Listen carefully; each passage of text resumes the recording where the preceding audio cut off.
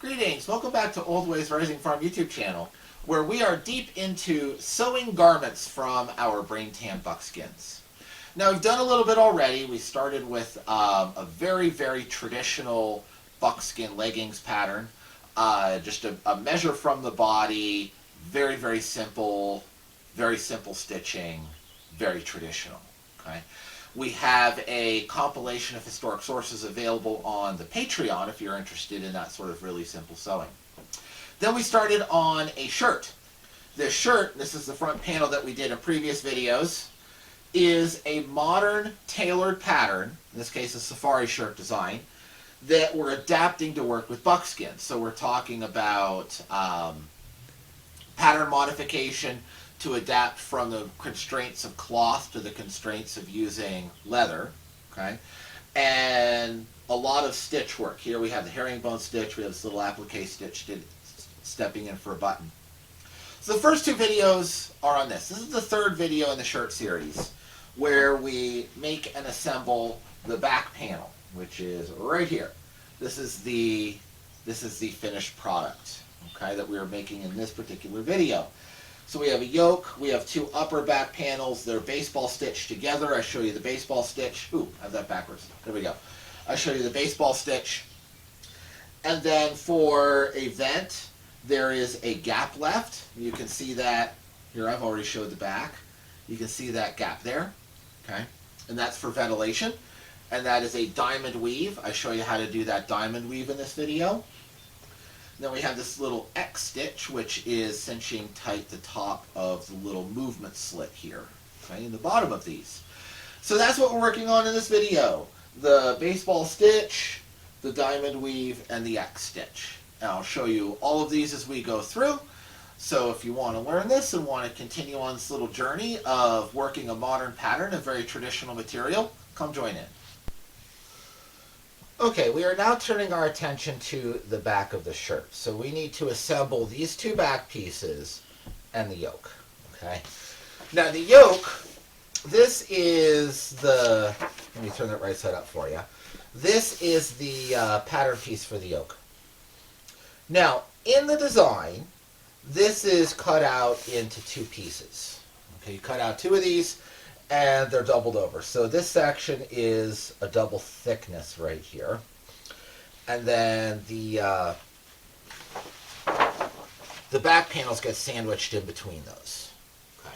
That's the design in this.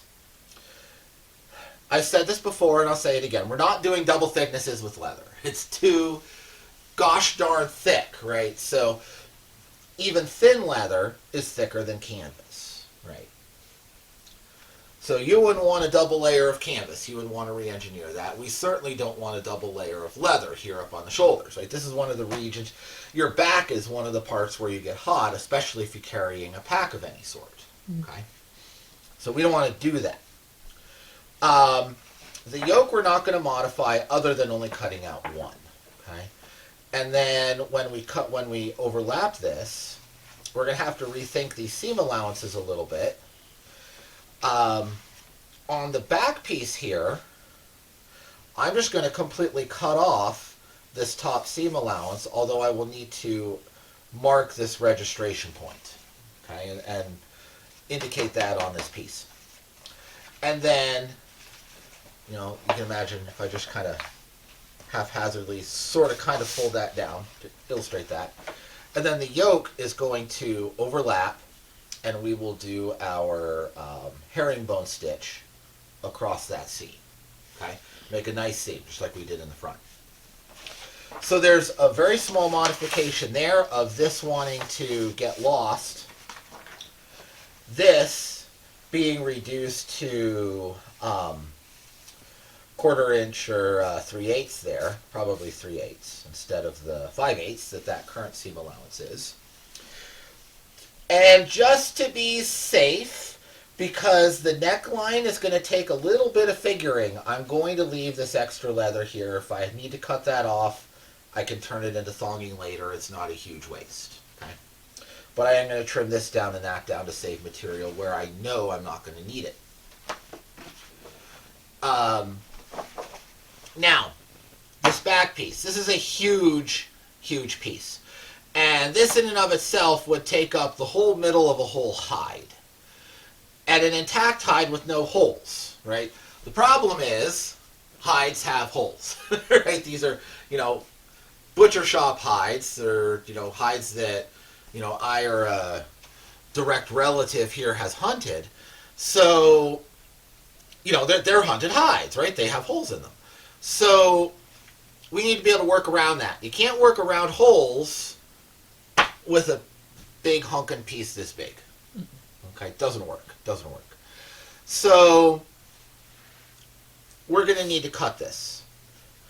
And what I want to do, you can see the belt marked on the pattern. You can see this belt. Here, pull that out. You can see it more. This sewn in belt on the real thing. And I do like the aesthetics of this, but I'm not going to put a leather belt on either. I'm going to delete that. I'm also going to delete the epaulets on it. That's a conversation for later. So what I want to do here is, again, to further reduce the size of the blocks of leather that I need to cut out, I'm going to cut this pattern close to these lines, but a little bit narrower. I'm going to bring it in a little. And I'm going to leave a 1-inch gap. And I'm going to fill that 1-inch gap with, let me grab the piece,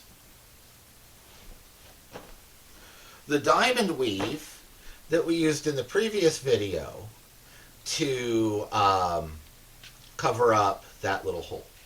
Okay. Now I'm going to leave it a little bit looser than I did on this one. I'm going to make it a little bit wider. It's going to be the same width of thonging. So it'll be a little bit looser. And that will allow for a bit of air ventilation right across the back where you sweat and get hot. Okay? So there's a double purpose for that. And I have a plan for that where we'll have a lot of vertical ties to give that a good deal of structural integrity. So I'm going to need to, measure in, bring this into the middle, measure in where all of that is, and cut that gap. And we'll sew that together when we get this assembly going. Now the second thing I want to look at with you is this little gap in the back for freedom of movement. And you can see that corresponds to this extra extension right here. So on one side, this is turned in on the cloth prototype. Absolutely do make your pattern in cloth as designed, fully according to the instructions before you try to tweak it and make it in a different material. Right? Mm-hmm. Make your prototype. Do not cheat that. So on one side it's left all the way out. See right there's the top of it. Okay. Now on the other side it's turned in, so it leaves that little gap, but it doesn't pull all the way open as it works and you wear it. So for this project, I'm not going to cut it off of the pattern, but when I cut the one piece out, I'm going to leave it. When I cut the other piece out, I'll just draw a straight line, carry the straight line all the way down, and omit it. So I'll have one piece that is a straight shot down, the other piece that has the projections, and then we will do an X stitch, which will be a new stitch to this project, to tack that in and hold the top of that in place. Okay? So that's the approach in the process. Now this is what we're going to focus on with this video, getting this cut out and put together. Now as we go through the project, we're finding a lot of these pieces of hide that have had something cut out of them already, but still have a lot of good material in them. Okay? And we obviously want to use this. We want to use this to good effect. Mm-hmm. So this is where these smaller pattern pieces come in. And you can see, especially once I reduce this, we will be able to get this piece out of this section of hide very nicely, simply, and easily. Okay? So the kind of demanded the biggest, largest chunks. But now that we're into this stage, we can start working with these little bits and pieces and using them to good effect. And then stuff like this. Like this section, this neck. That'll be other projects, right? You could get a moccasin bottom out of that, or you could get knife sheaths out of that, or you can get other things out of that. That's not waste. So far in the making of the fronts of this shirt, the leggings that we did in the previous video, and the breech clout that we did in the previous video, that is my total amount of waste. So we're being very, very, very conservative with this precious material. And it's only when you get a little trimming to, even out the size of a thonging that you get these teeny tiny strips that truly aren't really good for anything. Mm-hmm. So that is genuine waste. But this little handful is all the waste that we've generated in this project. Because we are being efficient, thinking through and editing the pattern in a patchwork quilt style. Not changing the engineering of it, but editing it in a patchwork quilt style to make best use of this very precious material. So, I'm going to get on this. I'm going to do this off camera because I need to lay out, get a ruler, get a square, think this through, lay it out on the hides, get it all set before I start cutting, and then cut it out. And I need my head about me, not be talking to the camera at the same time. So, otherwise I'm going to make a mistake in there. So I'm going to do that, and then we will get back together and talk about the assembly of this back panel. This is the modification that we made. Here's the 1-inch strip that I cut out and that we're going to fill back in with the weave for the ventilation in the back. And the other thing I decided to do as I was working on this and thinking it through and thinking how everything was going to lay on the body, I envision that there is a non-zero chance that at some point in time I'll want to wear this shirt while I have a backpack on. So I decided, instead of doing the fancy stitch up the middle of the back, right where it contacts the spine, and that's a little bit bulky, that I'm going to draw this together with a baseball stitch, and that will be a lot smoother. Okay. Also, I cut this out, so these are from the same hide, the butt end of the same hide, right? So this is really the double butt, right? The one thick butt patch is right here, the other thick butt patch is right there. Mm-hmm. So this is, but I flipped them outside. This seam where they meet, this is the belly skin. Okay, so that's really, really supple and thin, very lightweight. And then the back skin is here on the edges, so that will make a nice even turn in where we do the hidden seam to put this together with the front panels. And that juncture will be right along here.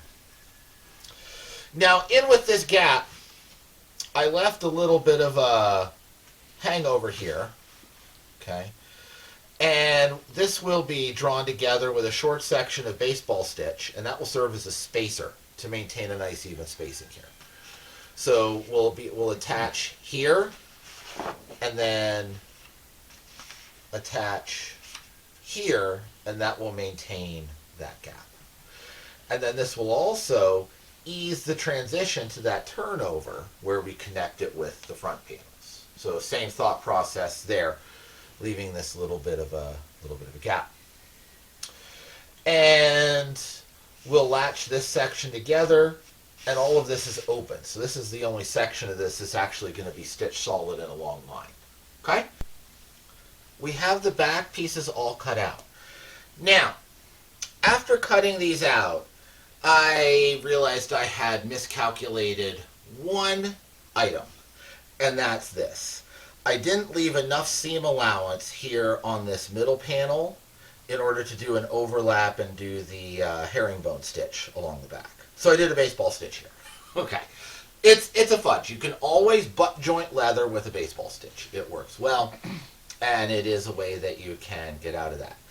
Now, I wanted the herringbone stitch so that it would match with the yoke piece on the front, but, you know, it's okay. This is the thinnest, smoothest stitch that you can really do with this type of leather sewing. And since I anticipate at some point I may want to wear this with a backpack on, I want thin, smooth stitches in the back for that point of practicality. Okay, This isn't just a show piece that I'm going to, you know, wear as a dress shirt.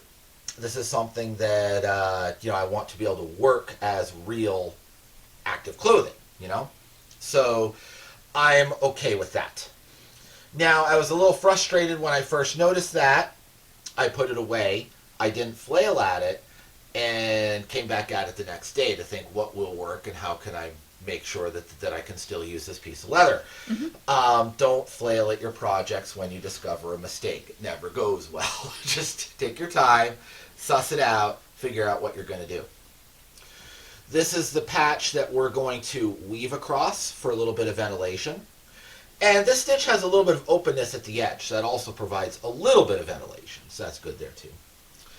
And then here in these bottom panels, you can see I left the full flap on one side, but it's straight on the other side. Okay. So what we're going to do with this, and this isn't perfectly lined up here, is this seam is going to be baseball stitched as planned.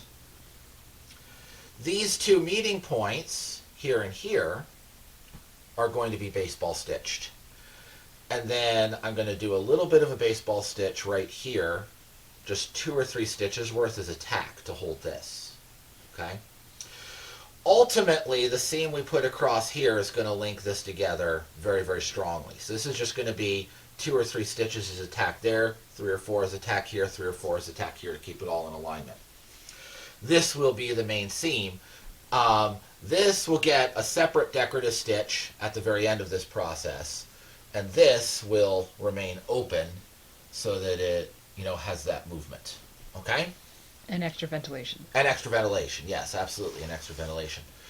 Now, I marked this, my piece slid, and then I remarked it. This is why you do it in pencil, because that'll just come off in washing. I'm not concerned about that. It's largely hidden anyway, but it'll come off in washing. One of the things you do have to be careful with this really stretchy leather is it wants to work and wriggle when you are marking things out.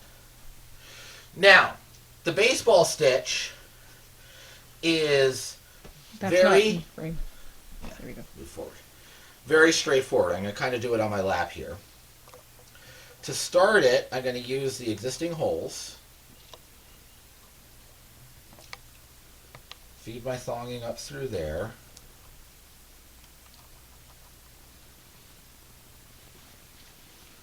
This is very hard to see from this angle. Doing the best I can, hon. Yeah, I know. It's just hard to see from this angle. But it's an easy stitch to understand.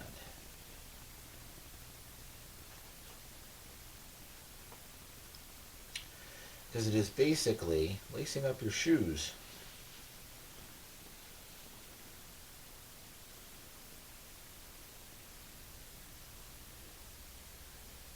Okay.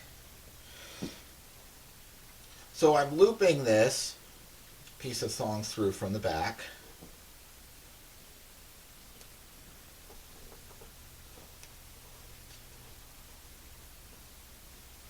Okay.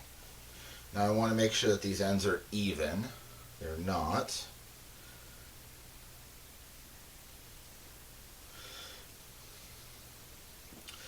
I think that I will have enough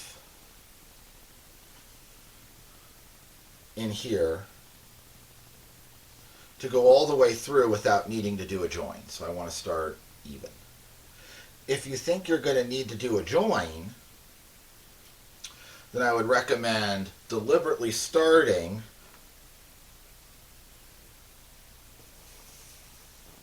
close enough. Then I would recommend deliberately starting with a little bit of unevenness, 4 or 5 inches. So you have you have a lump wherever you do the join with your pieces of thong. Mm-hmm. So if you stagger those, it will come out with a smoother finish overall if you expect to do a join. This is a pretty straightforward stitch. It doesn't take a lot of extra length.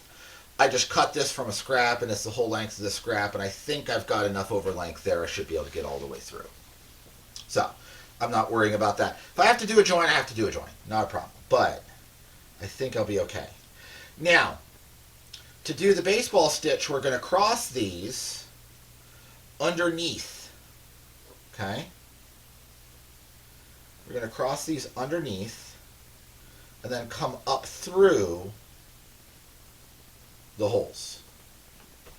Okay? Mm-hmm. So we're going to go in the first hole in the new piece, which is right there.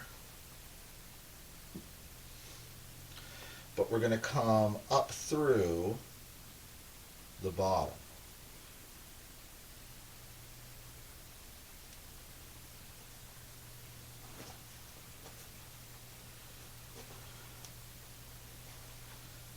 I'm being very careful to support this with my thumb like that because this is very thin, loose belly leather. It's very easy to rip this.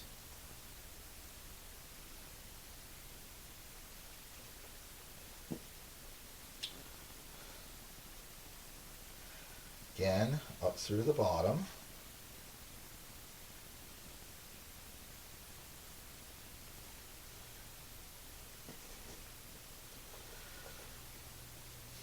The stitch goes a lot faster too than the herringbone.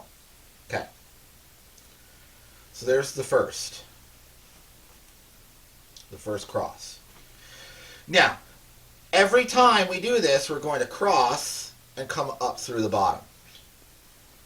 Okay. There you can see what we're doing. We'll do one more. And before you pull it through,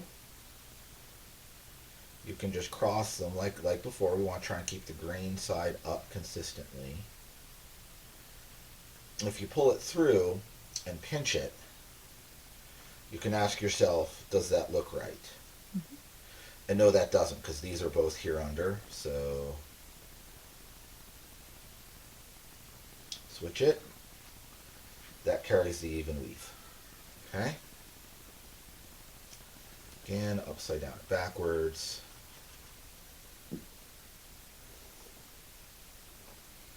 So,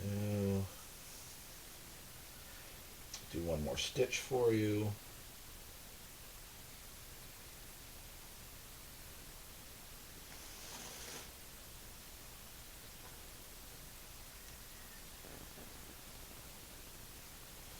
Get nice and flat.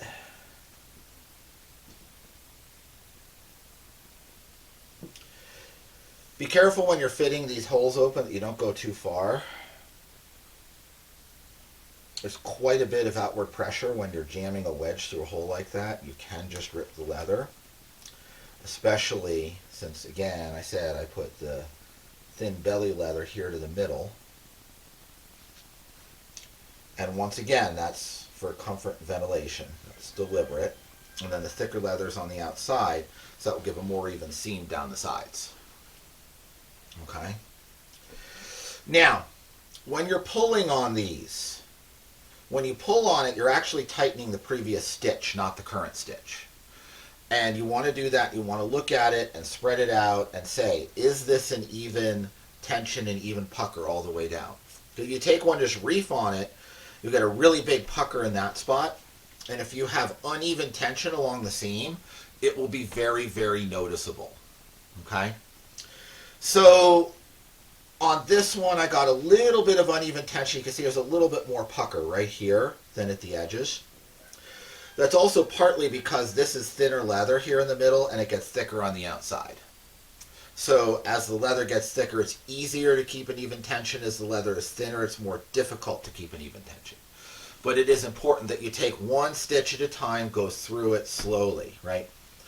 These two are half of one hide, these two are half of a second hide, and this is a scrap of a third hide. That's a lot of work in tanning all of this leather. Don't go too fast and get impatient with your stitching and wreck it. Okay? And don't throw up your hands in disgust if you make an error. Find a way to fix it. Okay, there's a lot of ways to fix it. This is working with traditional techniques and natural materials. There's going to be a little character. Okay? Also on the note of character, you can notice these little water spots.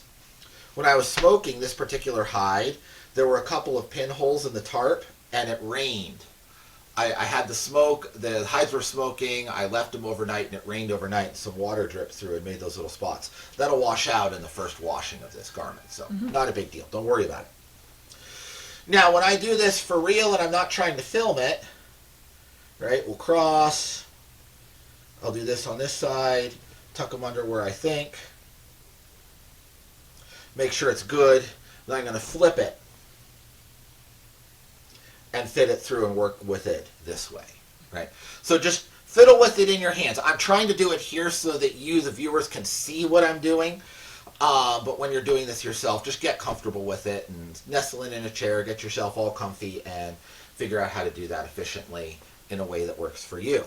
But we're going to keep going, work down through. And just a last note before I do that, notice I have all the holes pre-punched. I measured on one and then pinched it and clamped it, and I was using magnets to clamp it in this case. You can also use little binder clips, works well on a seam like this, and then transfer the holes through. That way we have exactly the same number of holes on both sides, and they're evenly spaced. And again, consider your material. You'll see a lot of people leather working from patterns that are marking holes on the pattern and then transferring them through. But notice this thin, again remember, thin belly skin, and this is leather, it's not cloth. It was wrapped around a round animal. Okay? So it has wrinkles and curls, and the holes are evenly distributed except for these curls. And you fudge distance a little bit to make it lay flat. You just have to fiddle with that and get used to doing it. But you can't transfer these holes as a pattern, as a template, directly from this to any other garment. You have to individually work through the holes on one side and then work through the holes on the other side and make sure that they're well distributed. Like right here, in this section, they're very evenly spaced. Up here, they're not, to account for the fact that this is wanting to fold and pucker. Okay, and those puckers will just be pulled out and flattened. This piece right here was a really puckery section, and right here was a really puckery section. You can see how nice it's flattened out after it's sewn. But you have to widen, your holes need to be farther apart where you have puckers and narrower where you don't in order for it to look even. And that just takes a little practice. So I'm going to go stitch this, tack these, and then when I come back next, we'll talk about doing this weave. This is what it looks like with the baseball stitch entirely here. Now, again, the reason I picked the baseball stitch for putting the back together is because I'm anticipating at some point wearing a backpack against it, and this is the absolute thinnest, least overlap. Well, there's no overlap in the leather. There's a little bit of thickening because you have a double thickness right where a stitch is. But this is absolutely the thinnest way to stitch these together.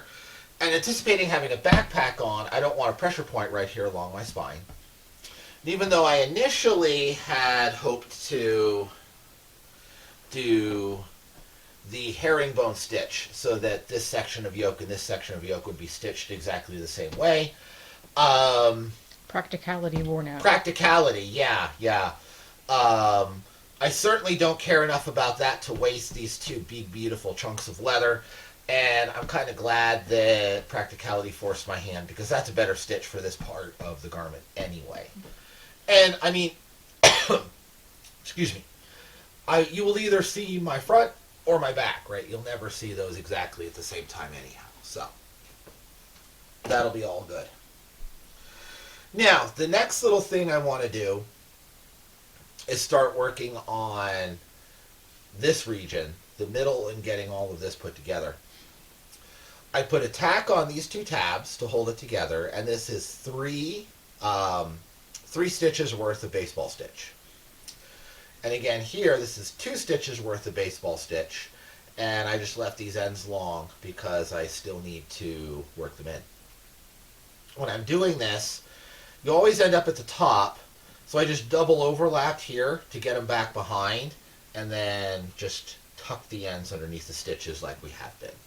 That's why there's a little bit of a bar there.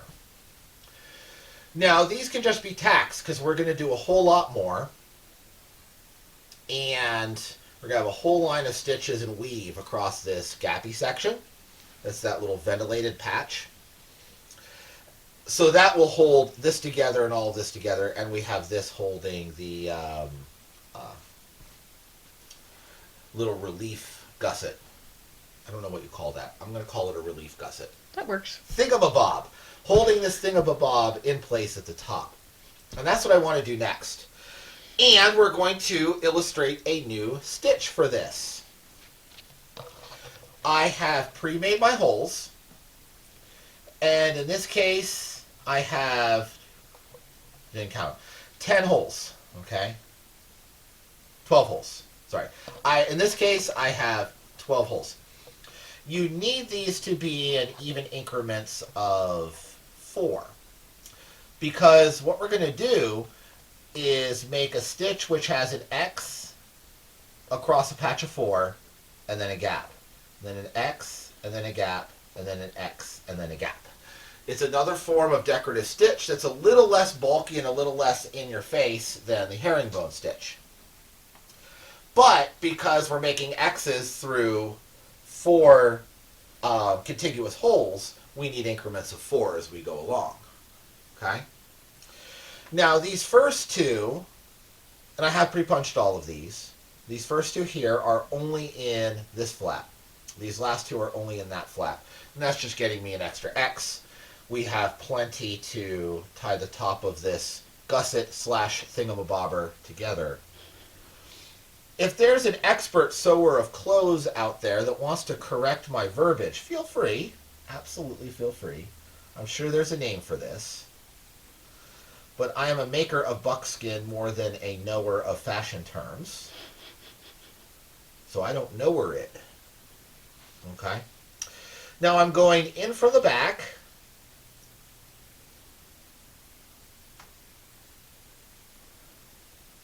Then I'm going to cross from the row that's near to you and come into the row that's far from you. This will be the first half of our first X. It's a very simple pattern, but it's a doubled pattern. So we're going to go all the way, we're going to make one direction, turn, and then come back the other direction and complete the X's.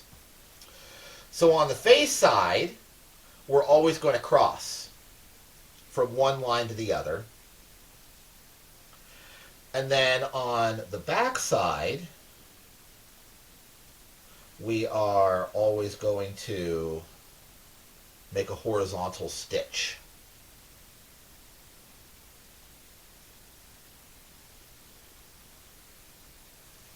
Okay. So there's a horizontal stitch on the back. Can they see that, beloved? Mm-hmm. Okay. So now we're back to the face side. So we're going to make a cross.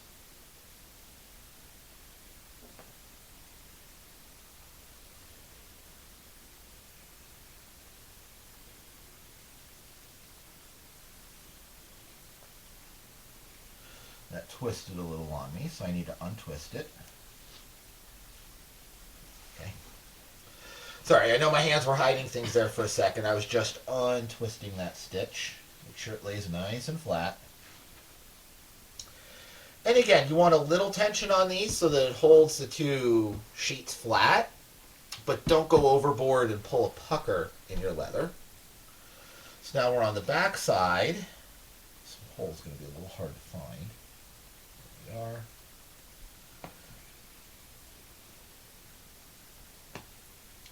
We're on the back side, so horizontal.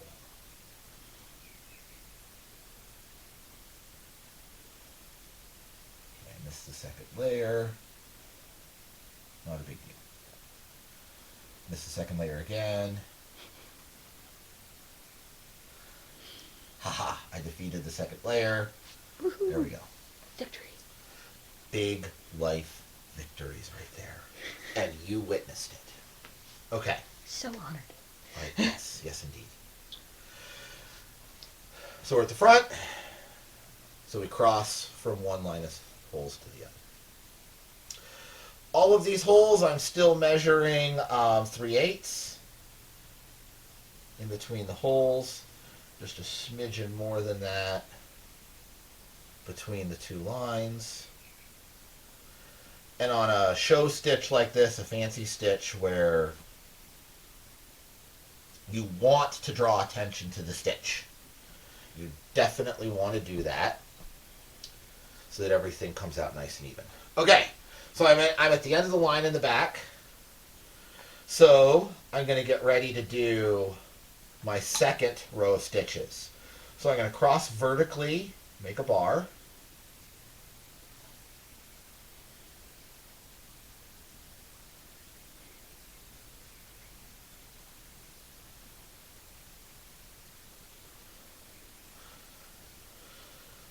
Okay. And now we do second verse, same as the first. I'm on the outside, so I cross. The end of that piece is a little stubborn.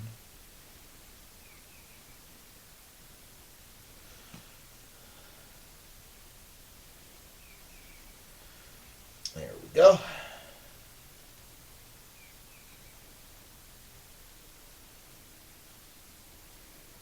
Lined up, green out.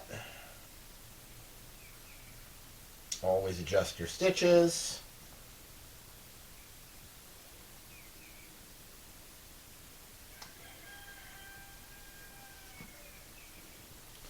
Because once you move on to the next stitch, it is what it is.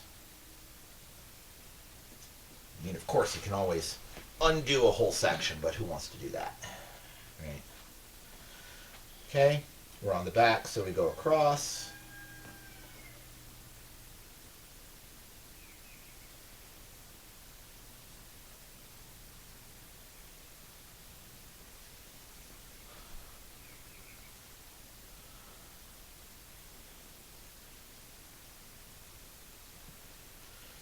We're on the front,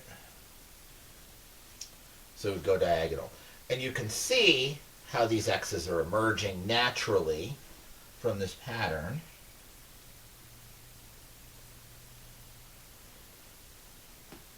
Without any particular effort to force it to happen. And all these stitch patterns are really designed that way. We're on the back, so horizontal.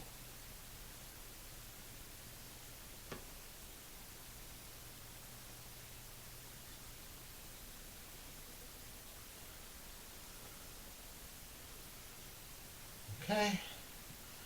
And last, we form our final X on the front, so diagonal.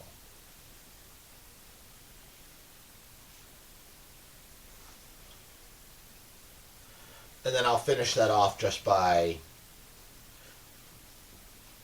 weaving that tag end back a little bit. Okay? And I will probably leave it long and end up weaving it into the horizontal bars in the back. I guess they wouldn't be called bars in that case, but the horizontal stitches in the back of our diamond weave that we're going to do here across the gap. Well, we have 3 nice little X's there. And again, like I said, this little 2-stitch bit is just a temporary tack to hold everything nicely in place while I do that. Okay? So that's that. Now, the next thing I want to do on this piece is take some time, very carefully measure and mark all and punch all of my holes that I'm going to end up using for the diamond weave. And gosh golly gee whizzikers, this is going to be a bunch of holes. I'm certainly not going to torture you with all of this layout. When you see it next time, they'll be punched. But again, I'm going to go 3/8 across one side, transfer them across, and make sure as I go that I'm keeping an even number of holes, because I need the exact same number here as here. If you're using a different thong, a different spacing, you can of course do that, right? Use whatever spacing works for your project. I'm happy with how 3/8 is coming out on all of this. And when that's ready, we'll meet again and I will show you this diamond weave across this big opening. We finished our little X stitch section here, and this is starting to get a bit more rigid, okay? But what we really need to fully close this off is to do our diamond weave pattern across here. Now, in the previous video in this series, we did a little bit of diamond weave here on the front, closing up this hole, okay? This was a little narrower section and just a really short one. I did show how to do it. You can see the hole from the back, but I want to demonstrate this again because what we're doing here on the back piece is a little bit more typical of how this stitch is normally used. Now, considerations for this. In this one, I just wanted to completely close up that hole. In this one, I want to leave this a little bit gappy. It's not going to seal up quite as tight as this will. This was 1 inch wide, this one's 1.5 inches wide. And that will leave a little bit more airspace between these cross laps. Okay? This is a really long run. I'm not going to be able to do this in one stitch, okay, in one section of thonging. So I'll be starting and stopping multiple times, and I'll show you how that works. If we look at the structure of the stitch, see how this is so stretchy, wanting to pull apart? We need a binding stitch across this to help it hold its shape. A running stitch in leather is binding because it gives it extra resistance to pull in that direction. So if we look at this, the way that I'm doing my diamond weave, we have a running stitch here and here.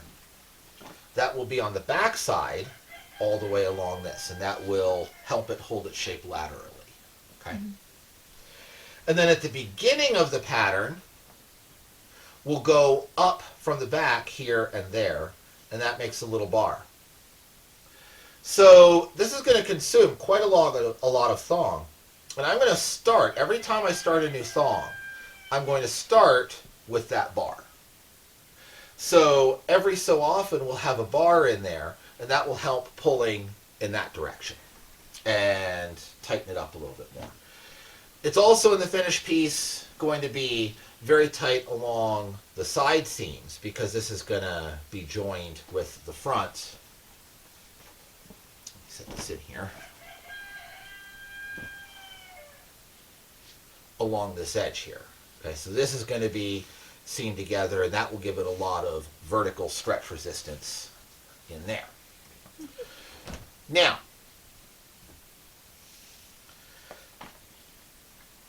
as stated previously, the first thing that we're going to do is pass, this is our piece of thonging, it's just one wingspan length. We're going to pass it through both of these holes up from the back. I'm going to take the bone awl, open the hole up a little bit, put the thonging through, get it started. Same thing here. Put the thonging through. It's very important that you have the same number of holes on both sides. So I spent quite a lot of time double, triple, and quadruple checking that as I was punching these holes. Okay. So there's our first piece. Get it oriented right. You can see there's that first vertical bar on the back.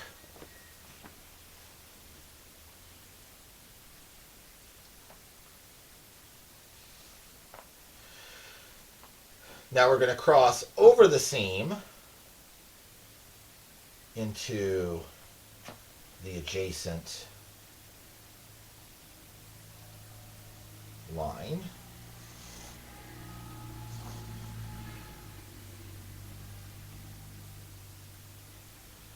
I want to make extra sure we don't get any twists in that, because that will very much show in this.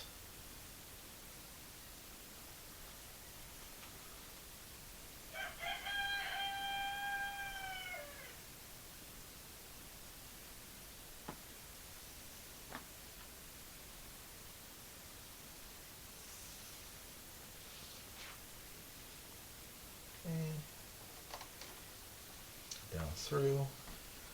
Is all this in view, beloved? Mm-hmm. Doesn't matter at this point which one we cross on the top and which one's on the bottom. But we do want to check every time we pull some tension that we have a consistent spacing between these. So I made a little gauge just out of a note card that I can hold up here and check each of those.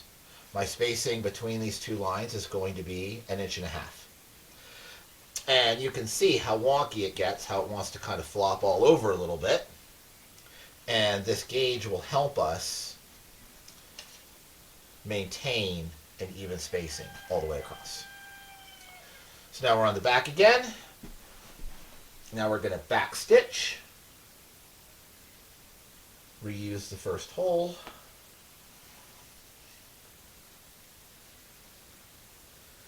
I mean, you can see how much length of thonging each of these stitches is going to take.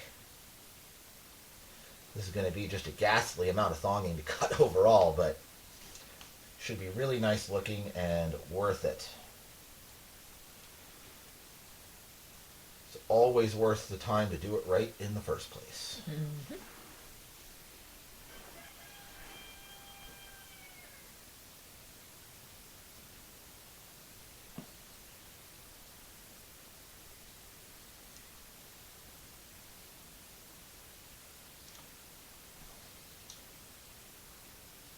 It's a little more stubborn. Poke it through with the pokey stick.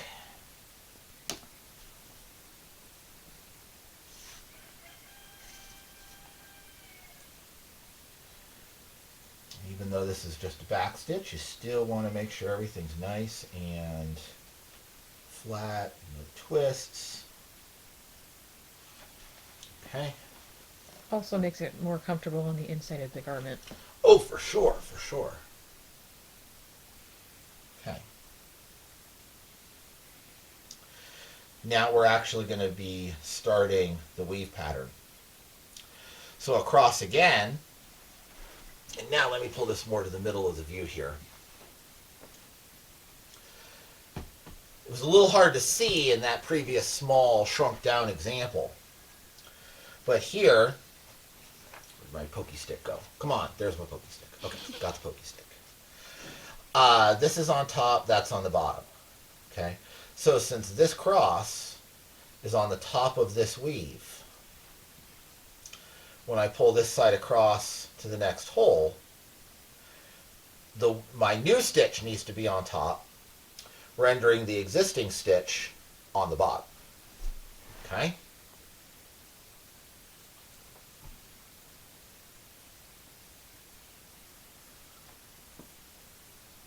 So we'll do that.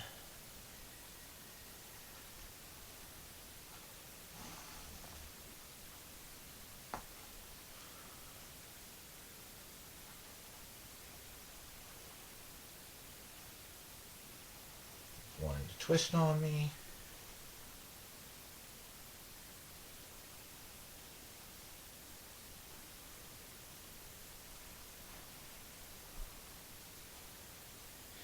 Okay. And now this one, you can see I'm interacting with two already existing pieces. So the first one is bottom, the second one is top. So my new piece wants to go under the first one, and then over the second. So we're starting to have an actual weave going on.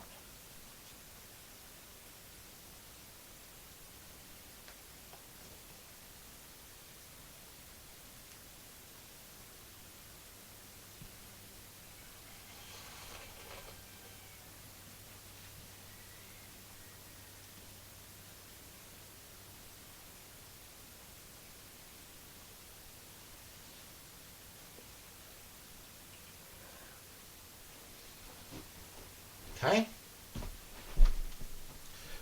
Use my little gauge. It's a little too tight. I'm going to back those out just a smidgen. Good.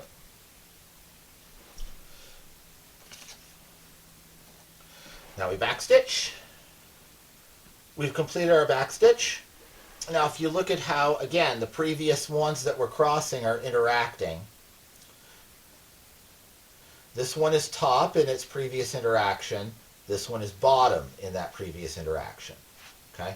So since this one is bottom, it needs to be top this time. So I'm going to go underneath it.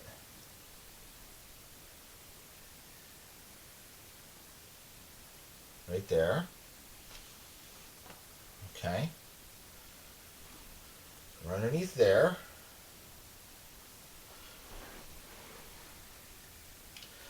This one is top, so it needs to be bottom. So I go over it. Now this one can't go over 2, so I need to switch their positions here. Okay. And then they're ready to go down in those holes. So we completed that pass, did the back stitch, and now it's the same thing. And from this point on, it's going to be exactly the same pattern every time. The one closest to me is always going to go over because the previous will be the one on top, so it needs to become the bottom.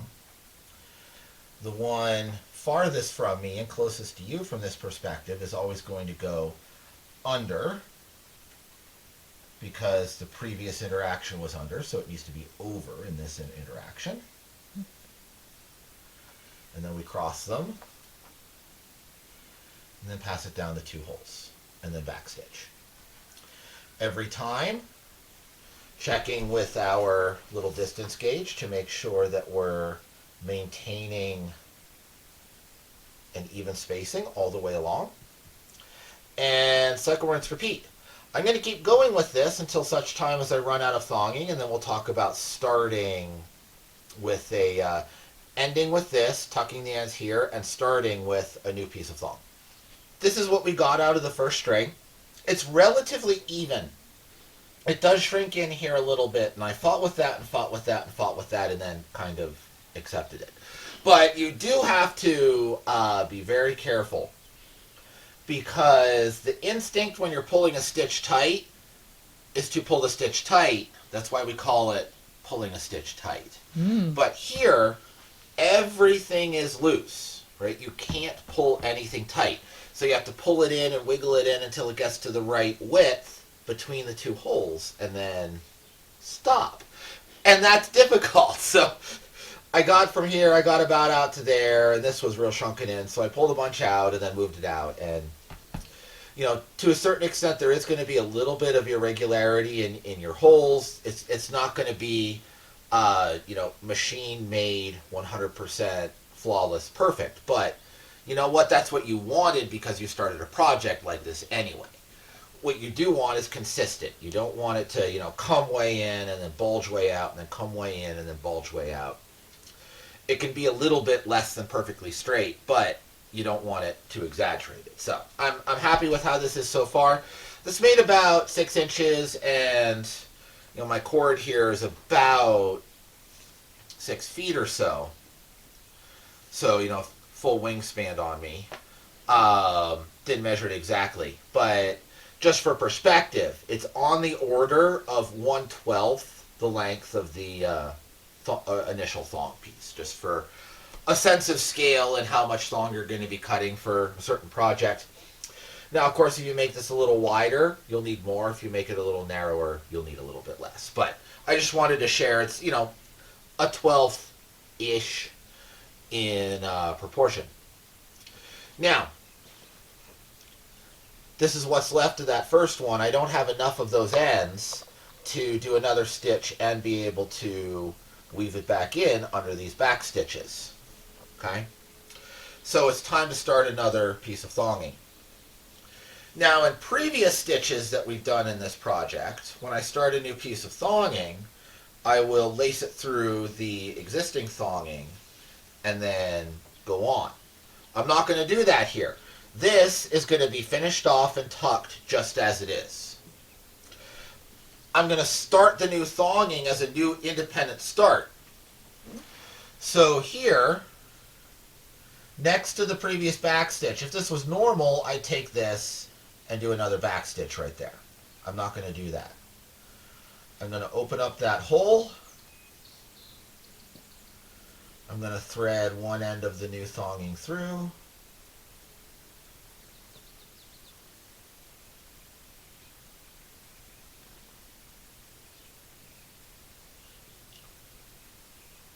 Okay.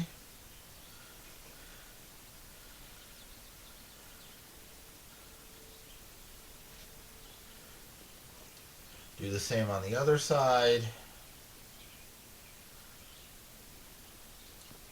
So instead of a back stitch, we're going to introduce the new thong.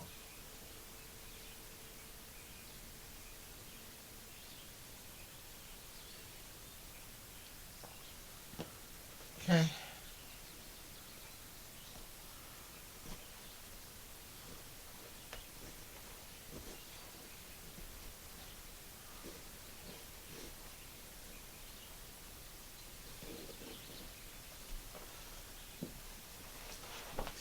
Doing here for definitely want to keep these even, and you can see why here, because if they get uneven when you're doing it this way, you're going to waste a whole bunch on one end or the other. And cutting this thong is a hand process too. There we go. Pull them both at the same time. Now, again, I'm not pulling it tight, I'm just holding it right where I want it, and then pulling it to that length. One thing I found as I've been tinkering with this little project, and this is a totally new stitch to me here. I haven't done this, well, I've done this stitch before. I haven't done a big process like this before. Is coming a few stitches out, slipping a handy dandy cow magnet under there. Have my poles backwards. Might be a metaphor in there somewhere.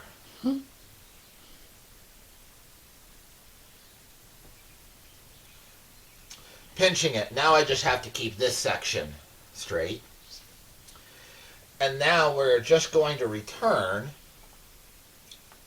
to weaving under one,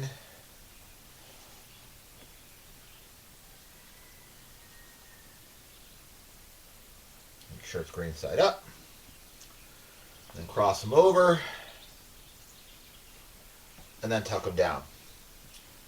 Now, one other thing you'll notice on this, and this goes to some of the decision-making process in terms of how long you cut your pieces of thong, is I'm not sure how well all of it's going to pick up on camera, but it's wider and more filled in here, and then a little narrower in the second half, and now with the new thong I'm back to wide. That's not irregular cutting of the thong. That's stretching of the thong as you're working with it. And that's inherent in this material. That will always happen. If this bothers you, then use shorter pieces. Okay? Right, so instead of a 6-foot piece, I could have used a 3-foot piece, just do this much, and then start another 3-foot piece and just do this much. Right? If you want it to fully stretch, Some people will take the thong and wet it and then hang a weight from it and dry it overnight, and then it's fully stretched out to its whole width. But this is going to come in and out. It's going to be washed. It's going to be stretched a little bit, and it just doesn't annoy me. So I'm doing it this way. But if it annoys you, there's some other things that you can do to minimize that a little bit. But it will stretch. It will stretch more in wearing. It is a material that does move in use and through its life and change size and shape a little bit in use and in its life. And you just have to design for it. It's just like when you're doing woodworking, wood expands and contracts. You have to design your joinery to acknowledge that fact. Same thing here. So I'm going to keep going. These ends, there's a twist there. I'll fix that here off camera. These ends are going to be tucked back in underneath these stitches, just like we've been doing. And just 1, 2, 3 or 4 tucks, tucking them back this way, just like we've done with all the other stitches. That will hold it in place nice. And once this is stitched out, we have this bar here, so there won't ever be any pressure trying to untuck these ends. So that'll be perfectly permanent. I'm going to get a few stitches here and get my width set before I go yoinking on this. So I'm not going to do that right now. I'm going to finish the rest of this off camera. It is a very tedious process. That's hour and a half worth of work there, including pulling some of the stitches out and redoing them because I got a woogity. But, you know, there's going to be quite a bit of time moving through the rest of this seam. When it's done, we'll start looking at attaching some of the other pieces. This is all complete. Now, I got it, it's relatively straight. There's a couple little bit of woogities in there. But that's, to a certain extent, just inherent in the material and the cut of leather that I took this panel in particular out of. If you look up here in this region, you can see how it's kind of puckered in around the baseball stitching. And this is super thin, right? This is kind of, this is butt here, and then this is kind of almost like armpit from where the hind leg comes in. And this is the thin edge, and I have the thick edge on the outside for a clean, so it meets cleanly with the front panel. Because this seam is going to have a lot more stress on it than this seam. Also, I wanted the thinner material here in the middle of the back where you get sweaty and want more breathability. So that's deliberate. But at the same time, it makes it very difficult to keep everything lined up because it is so thin and so stretchy. And the baseball stitch does pull this even looking here, but that kind of shrinks the seam a little bit and pulls up. And you can kind of see it's nice and flat here, and then kind of comes up and then down a little bit and over. But that's okay. The material has character, and we're accepting that when we choose to work with this material. You know, it's just part of how it works. Now, the other thing I wanted to comment on with the back here is this little relief flap there. This doesn't want to hang right because there's a wrinkle in it here. This is not a miscut, that's actually a wrinkle. Okay? I'm not going to do anything with it right now. I want to see if it hangs better after the whole shirt is put together.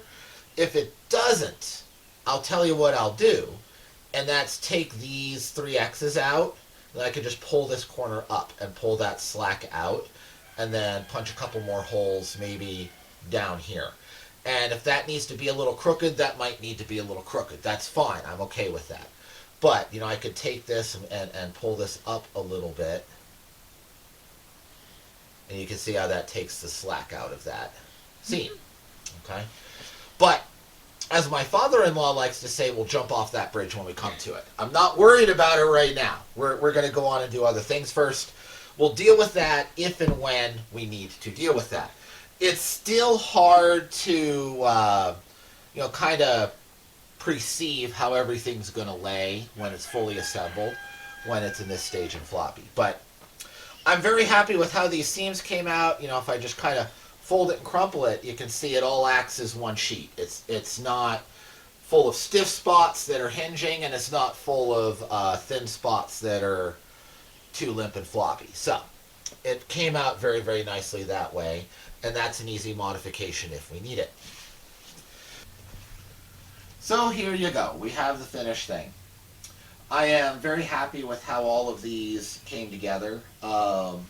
Baseball stitch is good, keeps it thin, no big bulky chafy spots. That's going to be very nice. I really love how this came out. I was nervous. I ain't gonna lie. I was nervous about weaving across a completely open section in this shirt, and was working in the back of my head how I could stitch something over top to hide the disaster if it happened. I But think it didn't looks happen. nice. It came out great. It came out great. I'm really happy with that. I really like this X stitch pattern for connecting that. And as I was mentioning, I may need to take up a little slack in there because that piece of hide had a wrinkle. But that's okay. You can work with that, and working with this material means that you're working with you're working with a material that has character, right? It was alive, it had a life, it has scars from that life. It's not a flat sheet of cloth, it's a sheet of leather which was wrapped around a very round animal, right? It has character, and that's part of working with the material, is understand that and, taking advantage of that and working it into your design. So I don't mind at all if I need to adjust a couple of things here when all is said and done. Now the next steps, the order of operations for this pattern, and I do recommend that you follow your pattern instructions as closely as possible up to the point that your material forces a change, right? So don't change your pattern arbitrarily. This isn't pattern drafting. This is pattern working around because we have a different material, right? We're not drafting it from scratch. So the order is we will connect the shoulder pieces, which I will do with more baseball stitch. We will connect the sleeve, which I will do with more baseball stitch. And then we're going to sew the side shut. And that I will do with a running stitch and a welt, a welting style that I haven't showed yet here on the channel. So then we'll go into the collar and making buttons. I'm not sure if that'll all be in one video or if I'll split that into two or more. So, but that's where we're headed. So if you're enjoying this, if you're getting something out of it, if you're learning a little bit, go ahead and like the video because that helps the YouTube algorithm know that you like it and show it to others. If you're really enjoying the channel and wanted to wander on over to the Patreon and help support it so that we can do bigger and better and more things and have more time to put into the things that we're doing, and share that with you, I would be most grateful for that. But regardless, in either way, I hope that you will have a wonderful, blessed day and join us here next time at Old Ways Rising Farm.